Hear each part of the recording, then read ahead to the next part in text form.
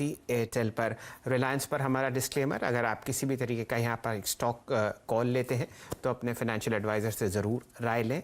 CNBC आवाज़ का प्रभुत्व और प्रबंधन दोनों RIL के पास हैं। तो हर्षदा जी, आपने खाना ऑर्डर कर लिया और मोबाइल के ज़रिए इस खाने को ऑर्डर किया, ये तो दो बातें हो गई।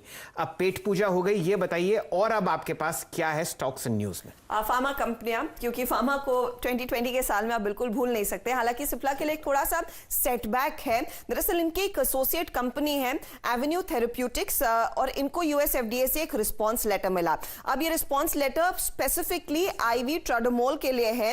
याद रखिएगा, ये वो ड्रग है जो अक्यूट पेन से जो पेशेंट्स गुजर रहे होते हैं उनके काम आती है। अब इस लेटर में साफ तौर से ये कहा गया है कि जिस फॉर्म में एप्लीकेशन US FDA के पास आई है उसे एक्सेप्ट नहीं किया जा सकता, और यहां पर शायद एक और महीने से ज्यादा का समय लग सकता है इस पर्टिकुलर ड्रग को अप्रूवल मिलने के लिए। कंपनी काउंट कर रही थी कि इस पर्टिकुलर ड्रग को अप्रूवल मिलेगा क्योंकि ये एसोसिएट कंपनी को में जो निवेश किया है वो प्राइमरीली उसी ड्रग के लिए है। तो ये सेटबैक इनफैक्ट सिप्ला के लिए रहेगा। अब देखना है कि कितनी जल्दी वो अप्रूवल मिलता है, और अगर अप्रूवल नहीं मिलता है नियर टर्म में, सिप्ला क्या इस निवेश में बने रहेगी या नहीं। तो हर्षदा जी, सिप्ला के बारे में मैं आपको ये बताऊं, अप्रैल में ये प्राइस लगभग 350 के आसपास था और अब आप लगभग 100 से ज़्यादा प्रतिशत इसमें मूवमेंट आते हुए देख रहे हैं। 813 आपके सामने। तो हर बुरी खबर बाजार ने इस्तेमाल करी है इसको डिप्स में परचेज करने के लिए। और शुभम जी से कौन बेहतर इंसान जो आपको ये बताए कि सिप्ला में क्या करना चाहिए। शुभम जी, एक कॉल आपकी आज फार्मा है, ल्यूपिन लॉन्ग साइड पर। अपनी राय सिप्ला पर भी व्यक्त कीजिए। हालांकि इसका बीटा लूपिन से कम है तो ये हल्के चलता है। शैलेंद्र जी, कल सिप्ला ने एक न्यू हाई बनाने का अटेम्प्ट किया था जो काफ़ी समय से एक रेजिस्टेंस के तौर पे काम कर रहा था, और अगर इसमें प्योरली डेटा वाइज जाएं तो मुझे लगता है कि काफ़ी अच्छा सेटअप है, और अगर कोई भी थोड़ा बहुत यहाँ पुल बैक हुआ तो बहुत अच्छा मौका बनेगा इसको खरीदने के लिए, और करंट लेवल पे भी खरीदा जा सकता है। तो 840 के स्ट्राइक का कॉल ऑप्शन के थ्रू मैं इस ट्रेड को रिकमेंड करूंगा, जो लगभग 25 रुपए के आसपास ये कॉल ऑप्शन कल क्लोज हुआ था। इसको लॉन्ग करें, यहाँ पे एक स्टॉप लॉस मेंटेन करें 18 रुपए पे, और अपसाइड में 35 से 36 रुपए तक का टारगेट इस कॉल ऑप्शन के लिए आता हुआ दिखना चाहिए। तो कॉल ऑप्शन के थ्रू उस ट्रेड को पार्टिसिपेट कर सकते हैं। चलिए, तो यहां पर भी आपको एक कॉल ऑप्शन के जरिए लॉन्ग कॉल आपको शुभम जी आते हुए देखते हैं। आप देखिए, इनके नाम में ही क्वांट है, तो ये बहुत ज़बरदस्त तरीके से टेक्निकल और डेरिवेटिव डेटा एनालाइज करते हैं स्टैटिस्टिकली, और उसके बाद बहुत शानदार आपको कॉल्स देते हैं लॉन्ग या शॉर्ट साइड पर। अब जुड़ते हैं सुमित जी से, हमारे साथ स्टूडियो में हैं। एक से एक बेहतरीन ब्रोकरेज रिपोर्ट्स वो ट्रैक करते हैं। थोड़ी देर पहले उन्होंने आपको टेलीकॉम के बारे में बताया। अब बताइए सुमित जी, और कौन कौन से स्टॉक्स हैं जो ब्रोकरेजेस ट्रैक कर रही हैं जहां पर लॉन्ग या शॉर्ट पोजीशंस ली जा सकती हैं? देखिए, बहुत इंटरेस्टिंग रिपोर्ट आई है डिक्सन के ऊपर। जेफरीज ने इनिशिएट किया है अपनी इस रिपोर्ट को, और इनिशिएट ही बाय के साथ किया है। 12,600 के टारगेट्स वो यहाँ पर दे रहे हैं। एक बहुत बड़े क्वांटम के टारगेट्स उन्होंने आइडेंटिफाई किए हैं। मौजूदा स्तर करीब 8,500 का है, लेकिन 12,500 के टारगेट्स वो यहाँ से दे रहे हैं, यानी कि 4,000 रुपए का और अपसाइड। उनको ये लगता है कि सेक्टर में एक अच्छी ग्रोथ है और ये बहुत वेल पोजिशनड है स्टॉक, इस कंपनी इस पूरे सेक्टर में। इनका एक पर्टिकुलर सेगमेंट जो EMS सेगमेंट है, वहां पर एक अच्छी ग्रोथ दिख रही है। करीब 40% की ग्रोथ गोइंग फॉरवर्ड वो एक्सपेक्ट कर रहे हैं।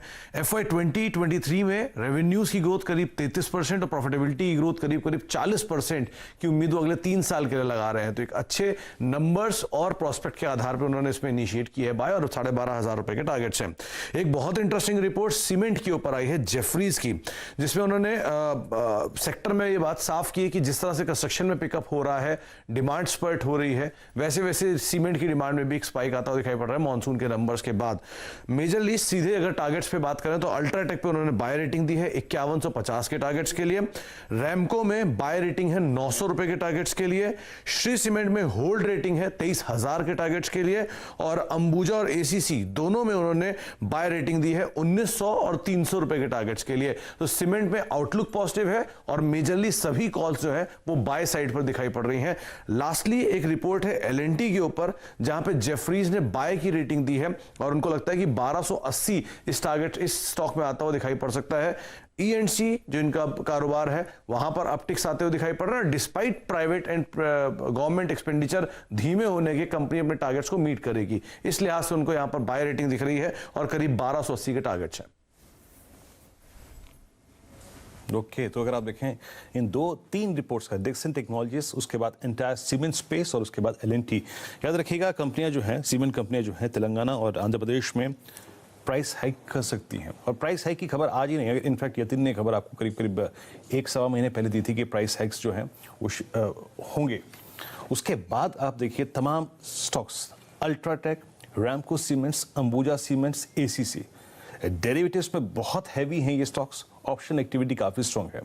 और कल भी अगर आप देखें क्लोजिंग के वक्त एसीसी काफ़ी अच्छा खासा कर रहा था। इनफैक्ट कविता आप ही बताइए कि सीमेंट में अगर लॉन्ग साइड पे प्ले करना है, आपने जेफरीज की इस रिपोर्ट को सुमित के जरिए सुना भी, सीमेंट में आपके प्रेफर्ड पिक लॉन्ग साइड पे क्या है? Viren ji, ACC, that is looking very good. और Ambuja Cements I'm talking about 238 के लेवल पर कल क्लोज हुआ है। एक फॉलिंग वेज पैटर्न के बाद अच्छा ब्रेकआउट देखा है हमने, ऑल्दो स्टॉक में कुछ तेजी ऑलरेडी बन चुकी है। मुझे लगता है डिप्स पर इस स्टॉक को बाय करना चाहिए और अपसाइड में आप लेवल देख सकते हैं स्टॉक पर। इन शॉर्ट रन स्टॉक 260 के लेवल्स तक जा सकता है और वंस अगर 260 के लेवल को क्रॉस करता है तो 275-280 के लेवल्स देख सकते हैं ऑन अंबुजा सीमेंट्स। चलिए, तो अंबुजा सीमेंट पर जहां पर हम एक शानदार तेजी अक्टूबर की एक्सपायरी में ट्रैक कर रहे हैं, लगभग आप यहां पर 18% की एडिशन देख रहे हैं प्राइस में, वहां पर आपको बाय ऑन डिप्स की स्ट्रैटेजी कविता जी सजेस्ट कर रही हैं। तो ये तो हुई एक सीमेंट स्पेस पर चर्चा। दोबारा जुड़ते हैं हर्षदा जी, और कोई स्टॉक्स एंड न्यूज़ आपके पास है? अभी तक चर्चा हुई जोमेटो की, टेलीकॉम कंपनीज की, सिप्ला की, और बचे कुछ स्टॉक्स हैं तो उन पर भी नजर डालिए। जी हाँ, और रिजल्ट्स पर नजरें रहेंगी क्योंकि शाल्बी के नंबर्स आ चुके हैं। हॉस्पिटल कंपनी है जहां पर हमने देखा इस पर्टिकुलर तिमाही में प्रॉफिटेबिलिटी इनकी बड़ी है, करीब 24.5 करोड़ पर मुनाफा आया, बढ़कर करीब 13 करोड़ से। रेवेन्यू में हालांकि इस तिमाही में कुछ दबाव दर्ज हुआ है, लेकिन मार्जिन्स पर ध्यान देंगे तो मार्जिन्स इंप्रूव हुए हैं, 28% पर मार्जिन्स कंपनी ने पोस्ट किए हैं। दूसरी तरफ इनकी जो बेड ऑक्यूपेंसी है सेकंड क्वार्टर में, उसमें करीब 41% तक के लेवल्स देखे दर्ज हुए हैं और कार्डियक साइंस बिजनेस में भी करीब 28% की साल दर साल ग्रोथ दर्ज हुई है। तो ये तिमाही शाल्बी के लिए एक अच्छी तिमाही साबित हुई है, इस पर आप ध्यान जरूर देंगे। इंश्योरेंस कंपनी आज रेडार पर रखिएगा क्योंकि सितंबर की जो प्रीमियम का डेटा आया है उसमें आईसीआईसीआई लोम्बार्ड के नंबर सामने निकल कर आए हैं, जहां पर प्रीमियम सितंबर के महीने में करीब 7% बढ़ता हुआ दिखाई दिया है। एक एवरेज पिछले 5 महीनों में हमने देखा था थोड़ा सा दबाव देखने को मिला था इनके प्रीमियम में, तो ये डेटा पॉइंट अच्छा है। इसके सामने न्यू इंडिया एश्योरेंस का जो सितंबर का प्रीमियम है वो फ्लैट ही रहा है, सिर्फ आधे % तक की ग्रोथ ही दर्ज हुई है। हालांकि पिछले 5 महीनों में जो एवरेज गेन था वो 5% का था। तो प्राइवेट प्लेयर्स अब कैचअप करते हुए साफ दिखाई दे रहे हैं इस डेटा में। लक्ष्मी विलास बैंक ये सबसे चर्चित स्टॉक रहा है, क्लिक्स इसमें इंटरेस्ट दिखा रहा है, लेकिन कंपनी अब राइट्स इशू प्लान कर रही है। 15 तारीख को बोर्ड बैठक होने वाली है राइट्स की चर्चा पर।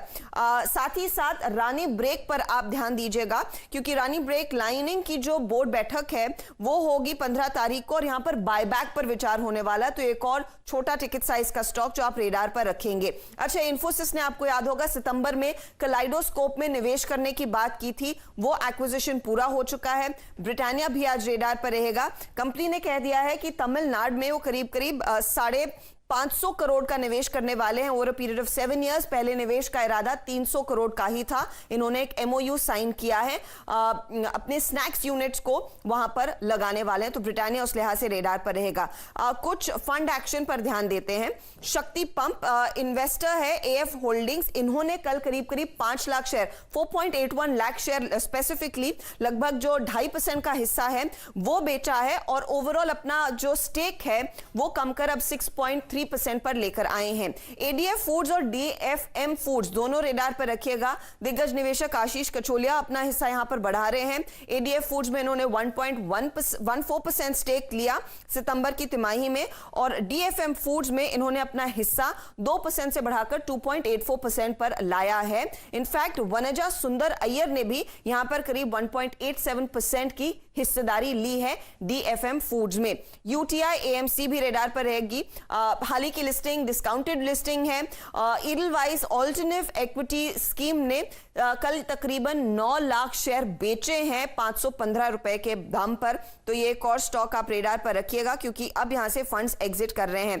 LIC ने दरअसल TVS मोटर्स में हिस्सा लिया, करीब 4,25,000 शेयर इन्होंने खरीदे, तो वो भी एक स्टॉक रेडार पर रखिएगा।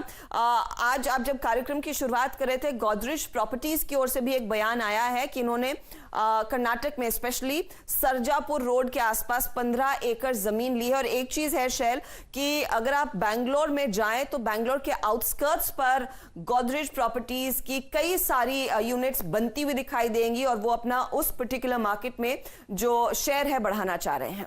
तो चलिए, गोदरेज प्रॉपर्टीज आप मुझे पता है हर्षदा जी एक रोड ट्रिप प्लान कर रही हैं उस शानदार शहर के लिए। वो प्लान थोड़ा सा तब्दील हो गया, अब मैं फ्लाइट लेकर जा रही हूँ, तो वो एक्सपीरियंस मैं शेयर करूंगी। कम से कम आप उस शहर में तो वहाँ का एक